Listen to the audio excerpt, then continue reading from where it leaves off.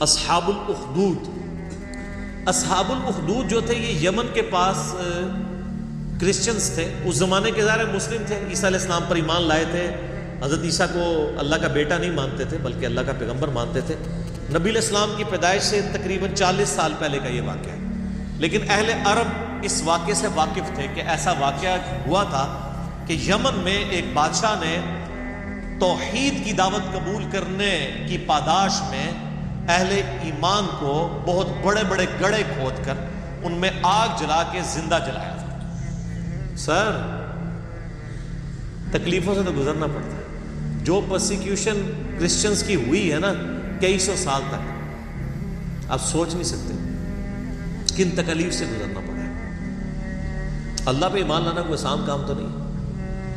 تو یہ اصحاب الاخدود کے واقعے سے یہ لوگ واقف تھے, اس کا ذکر اس میں آ رہا ہے. اس کی ڈیٹیلز آپ کو صحیح مسلم میں بالکل اینڈ پہ جا کے ملے گی. اصحاب اخدود کا پورا ایک واقعہ ہے کہ یہ بادشاہ کون تھا. صحیح مسلم شریف میں ایک بڑی ڈیٹیل حدیث ہے. میں نے 4 لیکچرز دیے تھے معجزات, کرامات, استدراج کے اوپر, مسئلہ نمبر 131 ABCD. اس میں جو ڈی پورشن تھا اس میں نے اولیاء اللہ کی 10 کرامات جو صحیح سند سے احادیث کی کتابوں میں آئی ہیں نا وہ میں نے کور کی تھی. ان میں سے ایک کرامت اصحاب اخدود والی بھی تھی جو میں نے اس میں کور کی تھی صحیح مسلم کے ریفرنس سے. صحیح مسلم شریف میں اس کا واقعہ یوں ملتا ہے کہ یمن میں ایک یعنی وہ بادشاہ تھا جو بیسیکلی ہے تو یعنی یہودی تھا. اس وجہ سے وہ عیسائیوں سے زیادہ نفرت کرتا تھا کیونکہ حضرت عیسیٰ علیہ السلام کو کرسچن جو ہے پیغمبر مانتے ہیں بلکہ اس میں غلوف کر کے خدا کا بیٹا مانتے ہیں, اور دوسری طرف یہودی کہتے ہیں کہ یہ نعوذ باللہ دجال ہے. اب ان کا آپس میں تو اکٹھ ہو ہی نہیں سکتا نا. ایک شخصیت جو ایک طبقے کے لیے خدا کے درجے پہ فائز ہو اور دوسرا اسے جو ہے نعوذ باللہ دجال اور پتہ نہیں کیا کیا الفاظ استعمال کرتے ہوں, تو ان کا آپس میں اکٹھ تو ہو نہیں سکتا. یہ تو یہودیوں نے سازش کر کے کس طرح عیسائیوں کو دبوچا ہے کہ آج یہودی اور عیسائی ایک پیج کے اوپر ہیں, ورنہ 20ویں صدی کے آغاز سے پہلے تک تو یہ قتل و غارت کا بازار گرم تھا ان کا آپس میں. یہ تو اسرائیل جب بنا ہے اور دنیا کی اکانومی ان کے قبضے میں آئی ہے تو آج جو ہے وہ ایون یہودی مٹھی بھر ہونے کے باوجود عیسائیوں کی باغ دوڑ بھی ان کے ہاتھ میں اکانومی کی وجہ سے. تو ہم نے جس ایرا میں جس وقت میں آنکھ کھولی ہے یہ جو زمین کی جو حقائق ہیں وہ زمینی حقائق بدل چکی ہیں اور اس کو بدلے ہوئے 100 سال سے زیادہ نہیں ہوا. 100 سال اگر آپ پہلے چلے جائیں تو یہ جس طرح سنی شیعہ اختلاف مسلمانوں کے اندر ہے نا, اس سے بھی بڑھ کے عیسائیوں اور یہودیوں کا اختلاف تھا, جنگیں ہوتی تھیں آپس میں. بہرحال وہ یہودی بادشاہ تھا, اس نے عیسائیوں پہ ظلم کرنا شروع کیا. تو اس بادشاہ کے بارے میں آتا ہے کہ اس نے ایک جادوگر رکھا ہوا تھا اور وہ جادوگر جب بوڑھا ہو گیا تو اس نے کہا کہ مجھے تو موت آ جائے گی تو مجھے کوئی ایک اپنا لائق سا کوئی رعایا میں سے کوئی لڑکا ڈھونڈ کے دو جسی میں تربیت کروں اور میں اپنا سارا علم اسے ٹرانسفر کر دوں. تو بہرحال ایک نوجوان لڑکا بڑا انٹلیکچوئل رعایا میں سے چنا گیا, وہ جادوگر کے حوالے کیا گیا تو وہ اسے جادو سکھایا کرتا تھا. اب وہ جادوگر کے پاس جب جادو سیکھنے جاتا تھا تو راستے میں ایک راہب تھا عیسائی, تو وہ اس کے پاس وہ لڑکا رکا کرتا تھا. اس راہب کی باتیں خدا شناسی کی, توحید کی اسے بھانی شروع ہو گئیں, حتیٰ کہ اس کا دل اللہ نے اسلام کے لیے کھول دیا. یعنی اس نے اسلام, اس زمانے میں کرسچینٹی اسلام ہی تھا, وہ قبول کر لیا. اب وہ دیکھیں جادو بھی سیکھتا تھا اور پیرلل میں دین بھی سیکھتا تھا. ایک دن وہ ایک راستے سے گزر رہا تھا تو راستے میں ایک بہت بڑا جانور تھا جس نے لوگوں کا راستہ روکا ہوا تھا.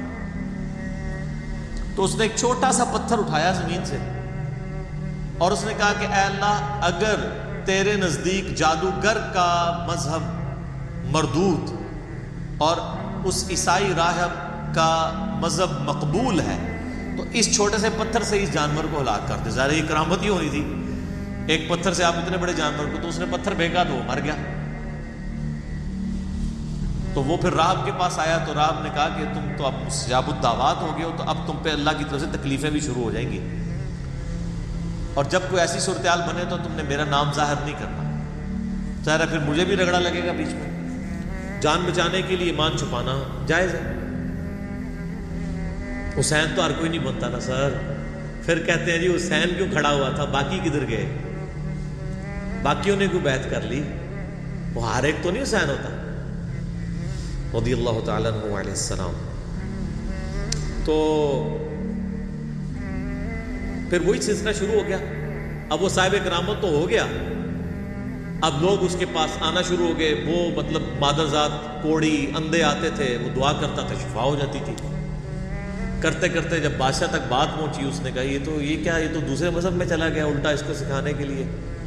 تو اس نے کہا جی اس کو تو ہم نہیں چھوڑیں گے, قتل کروائیں گے.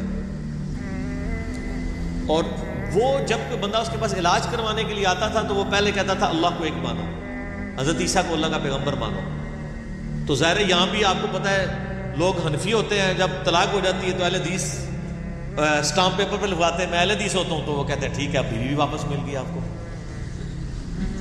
حالانکہ وہ اہل حدیث اتنی دیر کے لیے ہوتے ہیں جتنی دیر کے لیے انہوں نے وہ بیوی باہر نکل کے اہل حدیثوں کو گالیاں نکال رہے ہوتے ہیں, لیکن اہل حدیثوں کو پھر بھی عقل نہیں آتی ہے. اب عقل نہ ہے تو انسان کیا کرے. حالانکہ یہ فتوی غلط ہے, میں اہل حدیث کے ساتھ ایگری نہیں کرتا ہوں 3 طلاق کے مسئلے. امت کا اجماع ہے کہ ایک مجلس کی 3 طلاقیں 3 ہیں. بال ایک مسئلہ لاتا ہے میں آپ کو بتا دوں کہ آج بھی اس کی باقیات ہیں اسٹامپ پیپر لکھوانے والی. تو وہ بھی پہلے کہتا تھا اللہ کو مانو پھر میں تمہارا علاج کروں گا. تو اس طرح پھر اسلام پھیلنا شروع ہو گیا. بادشاہ کو فکر لگ گئی تو اس نے کہا کہ بھئی اس کا علاج اب یہ ہے کہ اس کو قتل کروایا جائے. تو اس نے فوجی بھیجے گرفتار کر کے کہ اس کو پہاڑ سے نیچے پھینکا جائے. پہاڑ کی چوٹی پہ لے گئے, اس نے وہاں پہ دعا کی, وہ سارے فوجی نیچے گر پڑے, وہ بچ گئے. پھر اسے کشتی میں سوار کر کے سمندر کے اندر لے گئے, اس نے دعا کی, کشتی الٹ گئی, وہ بچ گیا, باقی سارے الٹ گئے. بادشاہ سر پکڑ کے بیٹھ گیا کہ اس کو اب کیسے قتل کیا جائے, کیونکہ مستجاب الدعوات تھا. تو اس نے بادشاہ کو خود مشورہ دیا کہ ایک طریقے سے تم مجھے قتل کر سکتے ہو, تم پڑھو بسم اللہ رب الغلام کہہ کے مجھ پہ تیر چلاؤ تو میں مارا جاؤں گا. اور یہ اس نے بہت زبردست چال چلی, اور اس نے کہا اس کے لیے تمہیں پبلک اکٹھی کرنی پڑے گی, اپنی ساری رعایا کو جمع کرو اور بسم اللہ رب الغلام پڑھ کے چلاؤ. تو اس کا مطلب کیا تھا کہ اللہ کو ماننا پڑے گا. تو یہ ایک ساری رعایا تک تبلیغ ہو جاتی کہ ہاں اللہ کے نام پہ اسے مارا گیا ہے تو یعنی اس کا مذہب درست ہے. تو اس نے کہا میں نے جان تو جانی ہے تو اللہ کے لیے جائے نا, اور میں مر جاؤں اور ایسا اختلافی نوٹ لکھوں کہ تبلیغ بھی ہو جائے. حضرت حسین ابن علی نے یہی کیا نا, 72 بندوں کے ساتھ وہ 3 براعظموں میں پھیلی ہوئی بنو امیہ کی بدماش حکومت کا سامنا تو نہیں کر سکتے تھے, لیکن انہوں نے اپنے خون سے اختلافی نوٹ لکھ دیا کہ میں مر جاؤں تو آنے والی نسلیں یاد رکھیں کہ سچائی کے لیے کھڑا ہونا چاہے آپ تھوڑے سے بھی ہوں, اس کی پرواہ نہیں کرنی. تو آج تک دیکھ لیں دنیا میں جہاں بھی سچائی کے لیے تھوڑے لوگ کھڑے ہوتے ہیں تو مثال حسین ابن علی کے لیے کی دیتے ہیں. مخالفین کو جو یاد رکھا گیا وہ بھی حسین کی وجہ سے یاد رکھا گیا, ورنہ ان کی کیا اوقات تھی. تو اس نے بھی یہی کہا کہ رائے اکٹھی کرو پبلکلی, بسم اللہ رب الغلام پڑھ کے چلاؤ تیر تم مارا جاؤں گا. بادشاہ نے یہی کیا. تو جب وہ بسم اللہ رب الغلام پڑھ کے وہ چلائی گئی اللہ کے نام سے شروع, اور جو اس غلام کا رب ہے یعنی وہ سب اللہ کے بندے غلام ہیں, تو وہ تو مارا گیا, لیکن ساری رعایا نے کلمہ پڑھ لیا, ان کا اس کا مذہب حق ہے, وہ سارے مسلمان ہو گئے. وہ ایک کو کیا مارنا تھا, ساری رعایا ہاتھ سے چلی گئی. پھر اس نے بڑے بڑے گڑھے کھدوائے, اس میں آگ جلوائی اور اہل ایمان کو آفر رکھی کہ یا تو ایمان چھوڑے یا آگ میں جلائے جائے. ہائے ہائے ہائے. بخاری مسلم کی حدیث ہے, اس شخص نے ایمان کی حلاوت چکھ لی جس میں 3 نشانیاں ہوں. نمبر 1 اللہ اور اس کا رسول عز و جل و صلی اللہ علیہ وآلہ وسلم اسے پوری دنیا میں سب سے بڑھ کر محبوب ہوں. نمبر 2 اس کی دوستی اور دشمنی کا معیار اللہ کی ذات ہو. اور نمبر 3 کفر کی طرف لوٹایا جانا اس کے لیے اتنا ہی ناپسندیدہ ہو جائے جتنا زندہ آگ میں جلایا جانا, وہ جلنے کے لیے تیار ہو جائے, ایمان نہ چھوڑے. ایمان کی مٹھاس اس بندے نے چکھی ہے.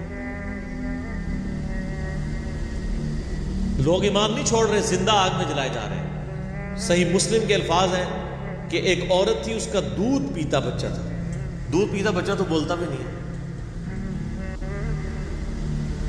جب اسے آگ میں پھینکنے لگے نا تو اس کے دل میں ایک لمحے کے لیے خیال آیا کہ میں جان اپنے بچے کی وجہ سے نا جان بچانے کے لیے میں دین چھوڑ دوں. تو وہ دودھ پیتا بچہ بول اٹھا کہ ماں تو حق پہ ہے. اللہ، یعنی یہ کرامت تھی. تو پھر ان ماں بیٹا کو بھی جلا دیا. وہ تو ہے دنیا میں جلے نا تو سیدھے جا کے جنت میں لینڈ کیا. تو یہ پوری حدیث صحیح مسلم میں اصحاب الاخدود کے بارے میں. آپ دیکھیں کہ اصحاب الاخدود کو نبی علیہ السلام کی پیدائش کے وقت شہید ہوئے 40 سال ہو چکے، پھر اس کے بعد بھی 40 سال، یعنی 100 سال بعد قرآن نازل ہو رہا ہے آلموسٹ. اور اللہ اپنے بندوں کو نہیں بھولا اور اس کے اندر ذکر کیا ان کا. اور اس میں اللہ تعالیٰ بتا رہا ہے پھر ہم ان سے بدلہ لیں گے جنہوں نے اہل ایمان کے ساتھ یہ کچھ کیا. دنیا میں ٹھیک ہے کھلی چھٹی ہے، لیکن آخرت میں پکڑے جائیں گے. وَالسَّمَاءِ ذَاتِ الْبُرُوجِ، قسم ہے آسمان کی جو برجوں والا ہے. وَالْيَوْمِ الْمَوْعُودِ، اور اس دن کی جو وعدے کا دن ہے یعنی قیامت کا دن. وَشَاهِدٍ وَمَشْهُودٍ، اور حاضر ہونے والے دن کی اور اس کی جس کے پاس حاضر ہوں گے، یعنی قیامت کے دن کی اور قیامت کے دن کا مالک یوم الدین، سب کی قسم. قُتِلَ أَصْحَابُ الْأُخْدُودِ، مارے گئے کھائی کھودنے والے. حالانکہ مارے کون گئے تھے؟ جو کھائی میں پھینکے گئے تھے. اللہ نے کہا وہ نہیں مرے، وہ تو زندہ ہے. شہید تو مرتا نہیں ہے. وَلَا تَقُولُوا لِمَن يُقْتَلُ فِي سَبِيلِ اللَّهِ أَمْوَاتٌ، مت کہا کرو مردہ جو اللہ کی راہ میں مارے جائیں، وہ تو اللہ کے حضور زندہ ہے. اللہ فرمایا مارے گئے اصحاب الاخدود جنہوں نے وہ گڑھے کھودے تھے. النار ذات الوقود، جبکہ وہ آگ بڑے ایندھن والی تھی. اذ ہم علیہا قعود، جب وہ اس کے کنارے پر بیٹھے ہوئے، یعنی یہ منظر دیکھ رہے تھے اہل ایمان کو آگ میں جلایا جا رہا ہے اور وہ انجوائے کر رہے ہیں. بولے اعوذ باللہ.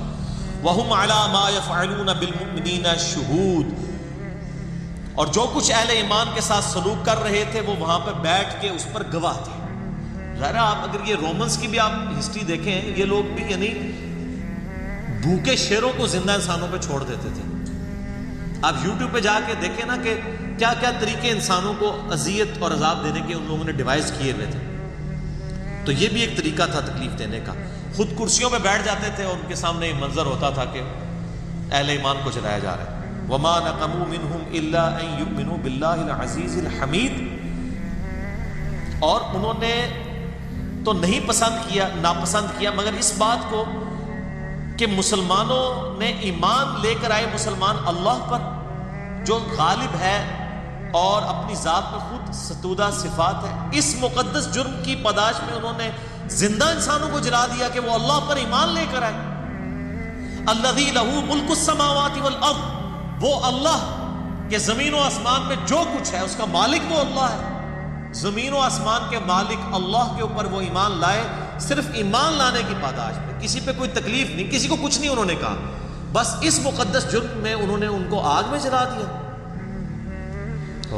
واللہ علی کل شیء شہید، اور اللہ تعالیٰ ہر چیز کو دیکھ رہا ہے. اللہ نے وہ منظر دیکھا ہے، اللہ کو بھولا نہیں ہے وہ منظر جو تم نے اہل ایمان کے ساتھ کیا. ان الذین فتنوا المؤمنین والمؤمنات، بے شک وہ لوگ جنہوں نے مومن مردوں اور مومن عورتوں کو یہ تکلیف دی تھی، یعنی ان کو آگ میں جلایا. ثم لم یتوبوا، اس کے بعد وہ توبہ کے بغیر مر گئے. فلہم عذاب جہنم، ان کے لیے تو ہم نے عذاب جہنم رکھا ہوا ہے. ولہم عذاب الحریق، اور ان کے لیے وہاں پہ آخرت کی آگ ہے جس میں ان کو جلایا جائے گا. انہوں تو دنیا کی آگ میں جلایا نا. بخاری مسلم کی حدیث ہے کہ آخرت کی آگ دنیا کی آگ سے 70 گنا زیادہ تیز ہے. ان کو اس پاداش میں اس آگ کے اندر جلایا جائے گا. اللہم اجرنا من النار، آمین. ان الذین آمنوا وعملوا الصالحات، بے شک وہ لوگ جو ایمان لائے اور انہوں نے نیک اعمال اختیار کیے. لہم جنات تجری من تحتها الانہار، ان کے لیے تو ایسی جنتیں ہیں جن کے نیچے نہریں بہتی ہوں گی. ذالک الفوز الکبیر، یہ ہے سب سے بڑی کامیابی. دنیا میں تو وہ ناکام ہو گئے جن کو ان گڑھوں میں ڈالا گیا. ایک ماں ہی سمجھ سکتی ہے کہ اس کو اپنے بچے سمیت مار دیا جائے، اس سے اس کی زندگی چھین لی جائے، اس کے بچے کی بھی زندگی چھین لی جائے. تو دنیا میں تو بظاہر وہ ناکام ہے، لیکن اللہ فرما رہے ہیں وہ سب سے بڑی کامیابی میں فائز ہوں گے، کیونکہ آخرت کی زندگی ہمیشہ کی ہے، دنیا کی زندگی تو عارضی ہے.